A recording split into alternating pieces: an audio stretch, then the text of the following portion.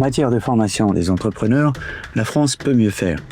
L'entrepreneuriat français traverse une période paradoxale en effet. Jamais les créations d'entreprises n'ont été aussi nombreuses, pourtant leur pérennité ne cesse de décliner. Selon mon invité, cette équation troublante trouve ses racines dans notre approche de l'accompagnement entrepreneurial, trop souvent centrée sur les aspects techniques au détriment de la préparation humaine. Xavier Delaunay, président et cofondateur de la FNPAE, Fondation Nouvelle des praticiens en andragogie de développement et d'intelligence entrepreneuriale, nous éclaire sur cette problématique à travers le prisme de l'andragogie, l'éducation des adultes appliquée à l'entrepreneuriat. Des interviews, des chiffres, des faits, des études. Pas de blabla, ce sont les podcasts de Visionary Marketing disponibles sur toutes les bonnes chaînes de balado-diffusion. Bonjour et bienvenue dans les podcasts de Visionary Marketing. Le sujet du jour, la formation des entrepreneurs, une grosse marge de progression où l'on apprendra que les meilleures recettes se trouvent dans l'Antiquité et dans les fables d'Ésope.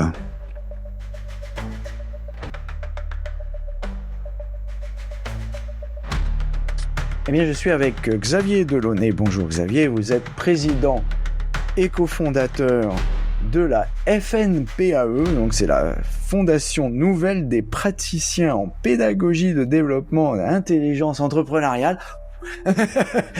C'est long, mais c'est intéressant et nous allons aujourd'hui parler justement, alors un terme qui m'a frappé quand on a préparé cette interview, on va parler d'andragogie. Qu'est-ce que c'est l'andragogie ? C'est l'éducation des adultes, tout simplement. D'accord. Et donc, on va parler d'andragogie, justement, d'éducation des adultes à destination de l'entrepreneuriat, parce que finalement, et c'est ce que vous m'avez dit tout à l'heure, qui m'a frappé aussi, c'est que les entrepreneurs, font un métier qui n'existe pas. C'est assez paradoxal, cette affaire-là. C'est un métier qui est polysémique, c'est-à-dire que entreprendre peut se réaliser de plein de manières. On peut entreprendre dans un contexte associatif, on peut entreprendre de construire sa maison, on peut entreprendre de faire un voyage.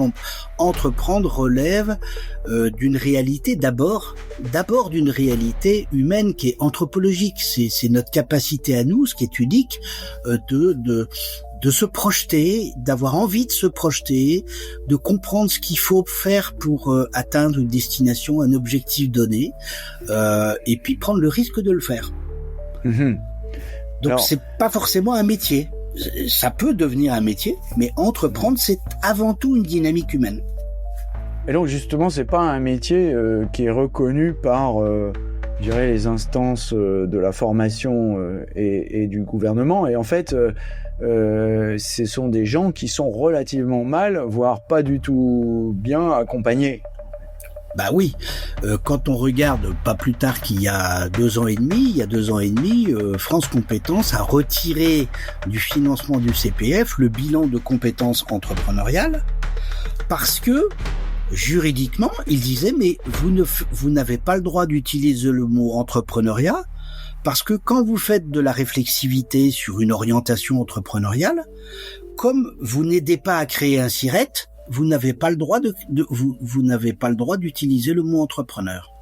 Alors, parce que eux, leur représentation de juriste, c'est de dire entrepreneuriat égale création d'un SIRET.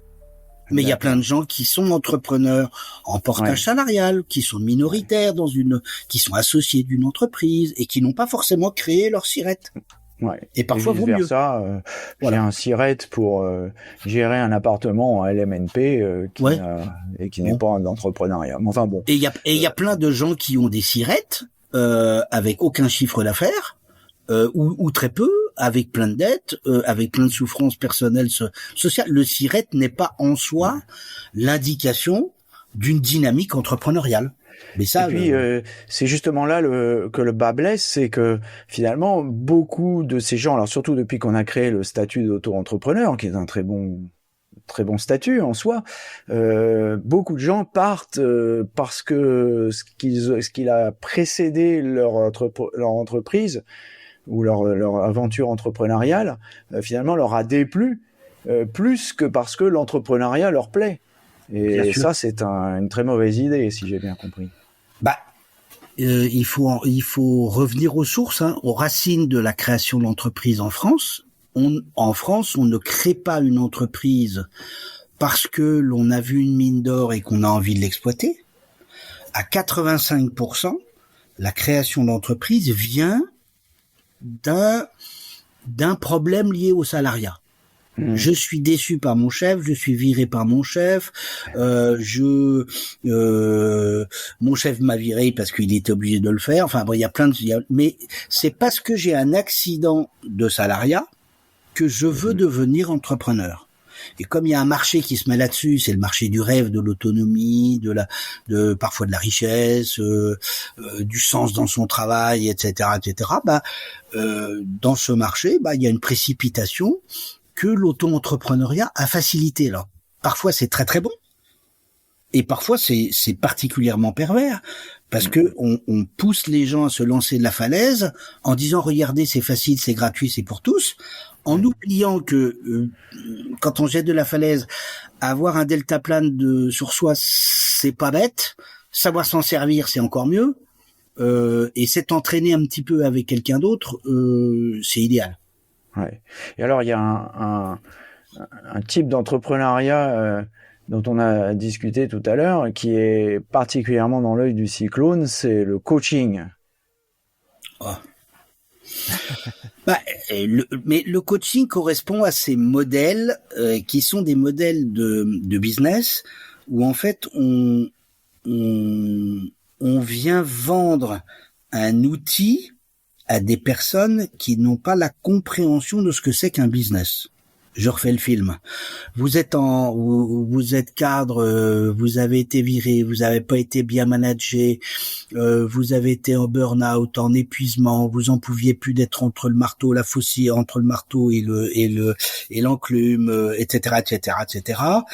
Et vous dites, puisqu'on n'a pas pris soin de moi, puisque je ne pouvais pas prendre soin de mes équipes, eh bien, je vais quitter l'entreprise et je vais me mettre à être le sauveur ou l'aidant des salariés qui sont en difficulté.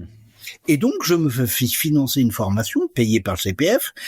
Je me fais financer une formation, mais c'est pas parce que j'ai une formation que je vais devenir coach. Parce que avoir un métier ne suffit pas. Je peux être un excellent poissonnier et arriver au tribunal de commerce pour liquidation judiciaire. C'est deux choses différentes. Donc le coach, eh bien, il ne se rend pas forcément compte de la réalité du marché. D'abord, il y a très peu de marché. Des gens qui acceptent de payer 150 € de l'heure, voire parfois 250 pour une séance de coaching. Ce qui est le prix d'un coaching, parce que ça demande ça. Hein, c'est le même prix que quand on demande un avocat de renom et d'expérience pour 150, 250 € de l'heure. Aujourd'hui, il y a que les grandes entreprises qui sont prêtes à payer ces prix-là. Le particulier, il paye pas ça. Donc, je ne dis pas qu'il n'y a pas des coachs qui vivent de leur métier. Il y en a. Dans l'immense majorité, les coachs, ils ont été obligés de reprendre des activités de conseil, de formation, de machin. Et en règle générale, en France, l'accompagnant dans la sphère professionnelle est souvent plus précarisé que l'accompagné. Ce que j'appelle le bal des précaires. Celui qui accompagne est plus précaire que celui qui est accompagné, parce que celui qui est accompagné, il est encore dans son enthousiasme de retrouver de la liberté, il est payé il a eu son chèque, il a la sécurité du Pôle emploi, c'est très bien. Il a une sérénité, une dynamique, etc. Mais celui qui accompagne, il est souvent lui-même en position difficile, précisément parce que le métier d'accompagnant n'existant pas, il est peu rémunéré.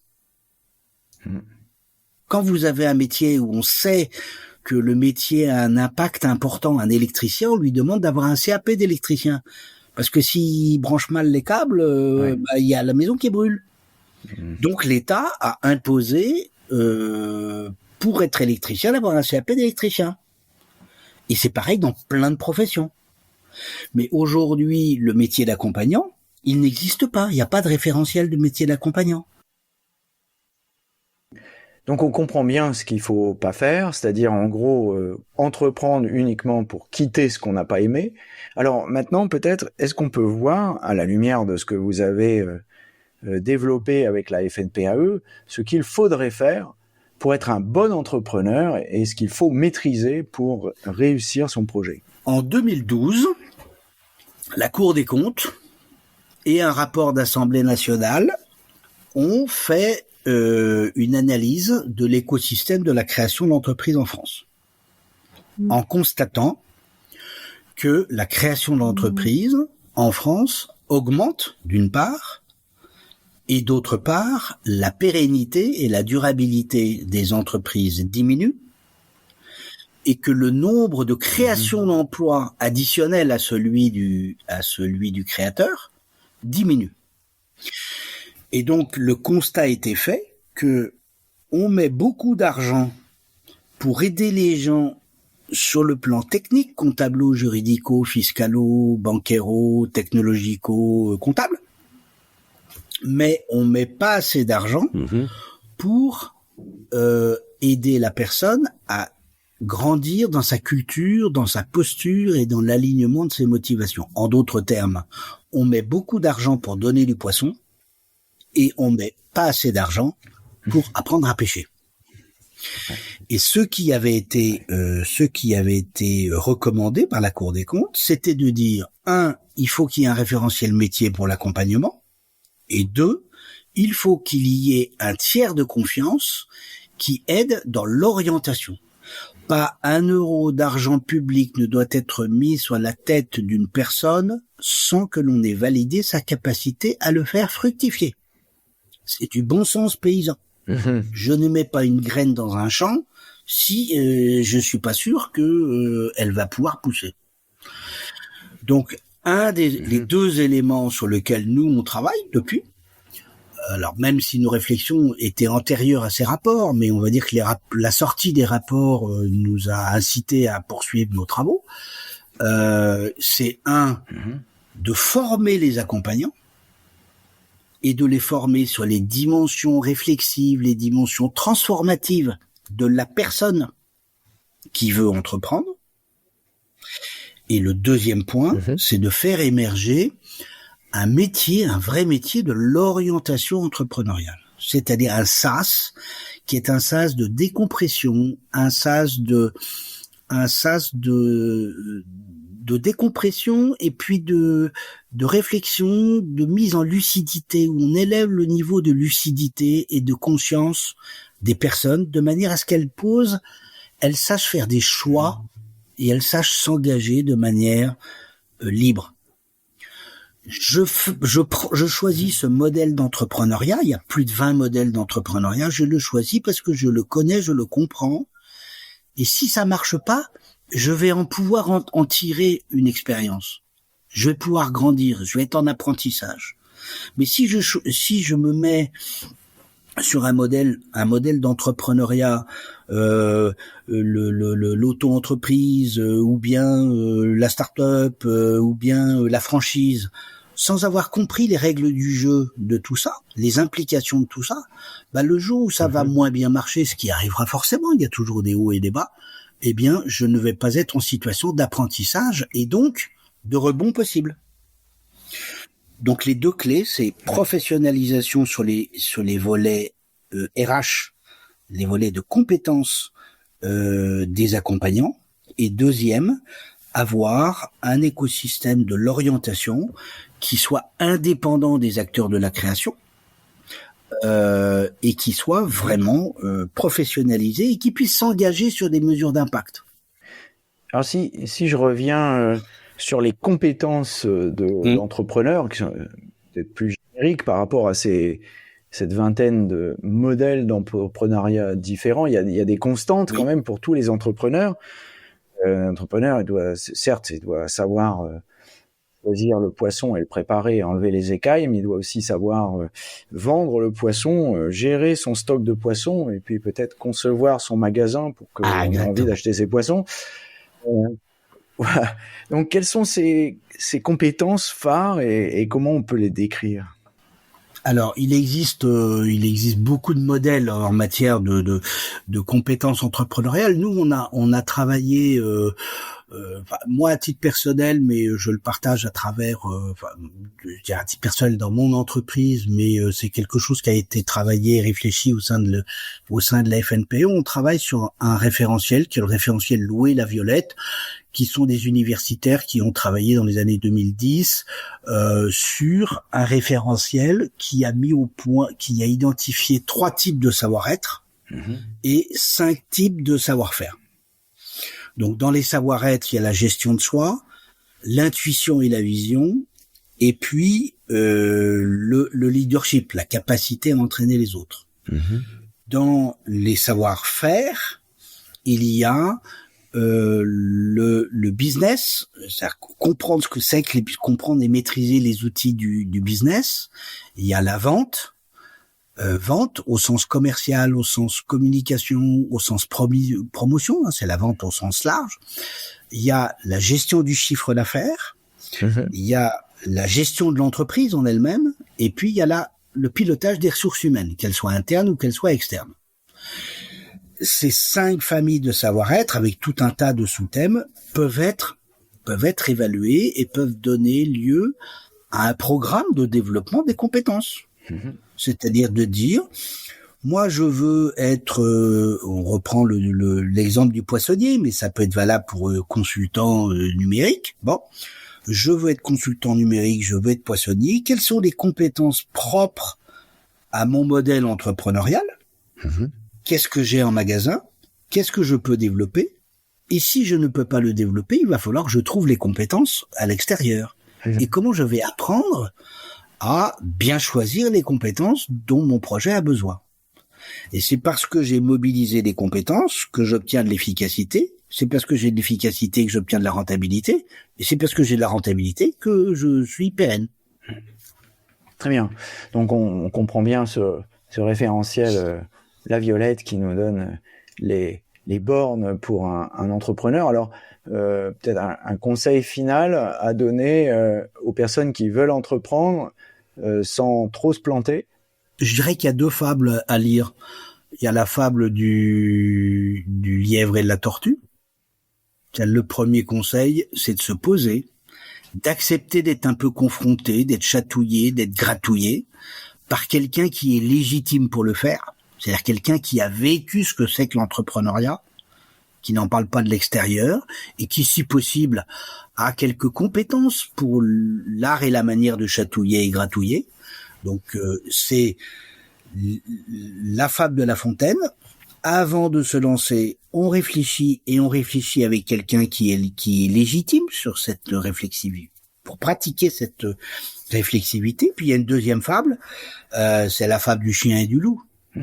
Hein, avec cette grande réflexion sur la liberté et la responsabilité, hein, parce qu'on a le loup qui part, il voit que le chien a une bonne gamelle et qu'il a sa sécurité, etc. Et parfois, il y a des moments de la vie où il vaut mieux rester avec sa bonne gamelle, vaut mieux rester peut-être salarié plutôt que de s'échapper dans la montagne tout seul et ne plus avoir à manger.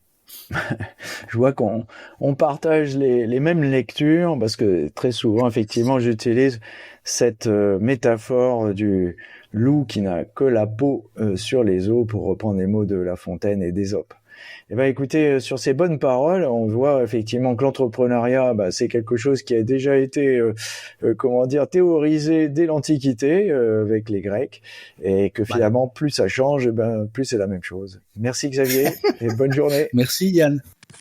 En conclusion sur ce thème de la formation des entrepreneurs, l'andragogie appliquée à l'entrepreneuriat révèle les failles de notre système d'accompagnement. Tant que nous persisterons à confondre vitesse et précipitation, tant que nous privilégierons le nombre de créations sur leur qualité, nous continuerons à alimenter cette machine à broyer les aspirations entrepreneuriales. Xavier Delaunay nous rappelle une vérité simple. L'entrepreneuriat n'est pas un sprint vers l'autonomie, mais un marathon qui exige préparation, lucidité et accompagnement professionnel. La sagesse des fables de La Fontaine et d'Ésope, par conséquent, n'a décidément pas pris une ride.